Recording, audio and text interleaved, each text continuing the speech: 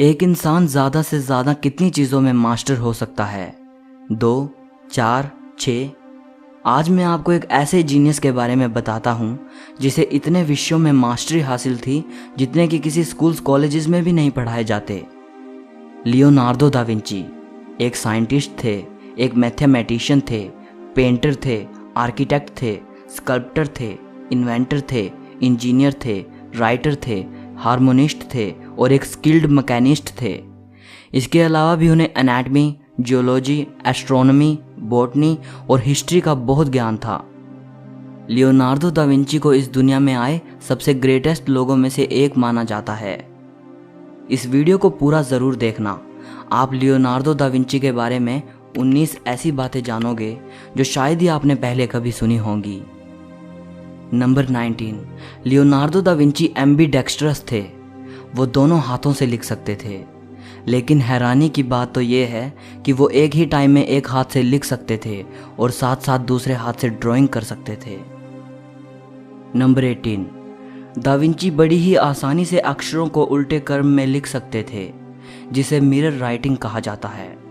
अगर किसी को दा विंची का लिखा पढ़ना था तो उसे चाहिए था कि उनका लिखा हुआ वो शीशे के सामने ले आए और तब वो उसे बड़ी आसानी से पढ़ सकता था। कहा जाता है कि इस तरह से दा विंची उन्हीं बातों को लिखते थे जिन्हें वो राज रखना चाहते थे। लेकिन कुछ लोग कहते हैं कि ये एक मिथ है कि वो अपनी राज की बातों को छुपाने के लिए उल्टा लिखते थे, क्योंकि दा विंची का लिखा हुआ ज़्यादातर मिरर राइटिंग में ही मिलता है, क्योंकि उनके लिए इस तरह से उल्टा लिखना बेहद आसान था। नंबर 17, 1994 में बिल गेट्स ने लियोनार्डो दा विंची की बुक कोडेक्स हैमर को $30 मिलियन में खरीदा था। ये बुक दा विंची की साइंटिफिक राइटिंग्स का कलेक्शन है। इसे भी दा विंची ने मिरर राइटिंग में लिखा है।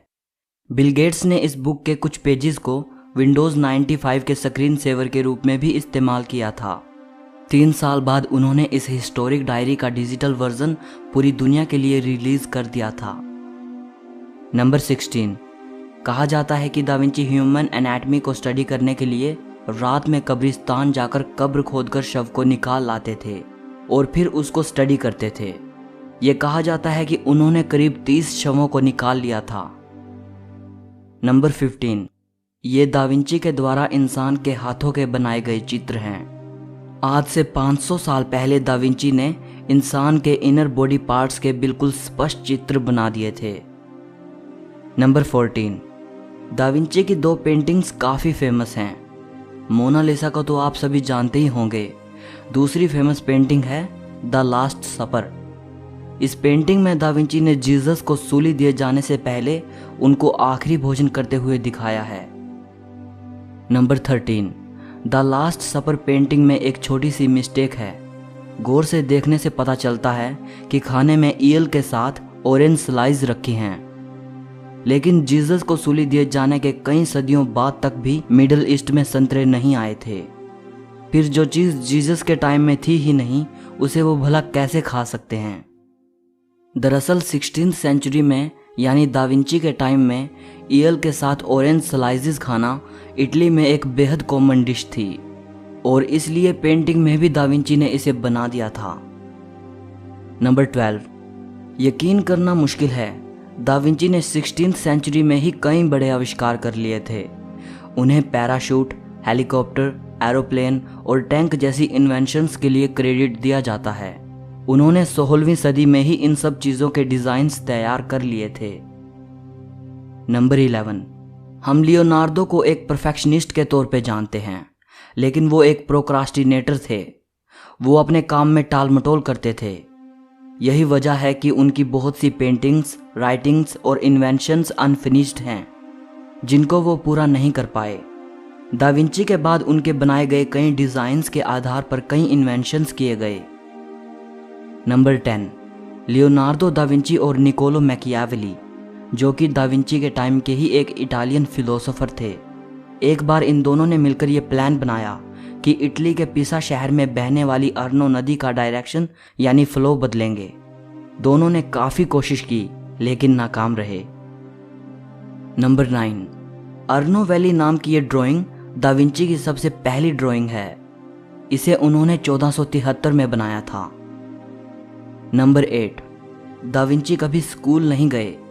सिर्फ लिखना और पढ़ना सीखने के अलावा उन्हें किसी भी प्रकार की फॉर्मल एजुकेशन नहीं मिली। हालांकि उनके पिता उनके आर्टिस्टिक टैलेंट से वाकिफ थे, इसीलिए उन्होंने दा विंची को इटली के एक पेंटर अंद्रिया डेल विरोकियो के पास पेंटिंग सीखने के लिए भेजा। इसके अलावा उन्हें जितने भी विषयों का ज्ञान था वो दा विंची ने खुद हासिल किया था। नंबर 7, दा विंची आज से 500 साल पहले हुए हैं, लेकिन वो अपने टाइम से काफ़ी आगे थे। उस जमाने में भी उन्होंने जानवरों पर होने वाली क्रूरता को रोकने के प्रयास किए।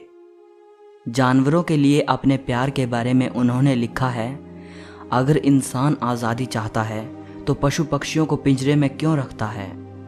सच, इंसान क्रूरता में सबसे आगे है। हम दूसरों की मृत्यु पर जीते हैं। दा विंची पिंजरे में बंद पक्षियों को सिर्फ इसलिए खरीद लेते थे ताकि उन्हें आज़ाद कर सकें। नंबर 6, 13वीं से 16वीं सदी में यूरोप में जो पुनर्जागरण काल चला था, उस युग में दा विंची उन पहले सेलिब्रिटीज़ में से थे जिन्होंने शाकाहार को सपोर्ट किया था। नंबर 5, दा विंची वो पहले इंसान थे जिन्होंने बताया था कि आकाश का रंग नीला क्यों होता है। उन्होंने बताया कि ऐसा इसलिए क्योंकि हवा सूरज से आने वाली रोशनी को बिखेर देती है और नीला रंग बाकी रंगों के कंपेयर में ज़्यादा फैलता है। यही वजह है कि हमें दिन में आकाश नीला दिखाई देता है। नंबर 4, कॉन्टैक्ट लेंसेज का आइडिया सबसे पहले लियोनार्दो दा विंची को ही आया था। नंबर 3, दा विंची को जो भी बात जानने को मिलती उसे वो फौरन लिख लेते थे। वो इटली के गांव-गांव घूमकर वहां की सुंदरता को अपने सुंदर चित्रों में उतारते थे। अगर वो किसी इंसान के चेहरे का चित्र बनाना चाहते थे तो पूरा दिन उसके पीछे घूमते रहते थे, जिससे कि उन्हें उस इंसान का चेहरा अच्छे से याद हो जाए। फिर घर जाकर ऐसे चित्र बनाते थे मानो वो व्यक्ति उनके सामने ही बैठा है। वो कहते थे, किसी भी चित्रकार को एक आईने जैसा होना चाहिए, उसे अपने सामने की चीज़ को हूबहू बनाना आना चाहिए। नंबर 2, दा विंची उनका सरनेम नहीं है, बल्कि विंची इटली का एक शहर है और लियोनार्दो इसी शहर में जन्मे थे। दा विंची का मतलब होता है ऑफ विंची, यानी जो विंची शहर का हो। नंबर 1, लियोनार्दो दा विंची के अंतिम शब्द थे, मैंने भगवान और इंसानियत को नाराज़ किया है। मैं अपनी ज़िंदगी का जितना सदुपयोग कर सकता था उतना नहीं कर पाया। सो इस वीडियो के लिए इतना ही। दा विंची की ये बातें अगर आपको पसंद आई हों तो लाइक और शेयर ज़रूर करना। कमेंट करके मुझे बताइएगा कि आपकी दा विंची के बारे में क्या राय है। हिस्ट्री और फिलोसफी से जुड़ी ऐसी ही अमेजिंग वीडियोस को देखने के लिए चैनल को सब्सक्राइब करके घंटी को दबा देना। सो मिलते हैं अगली वीडियो में।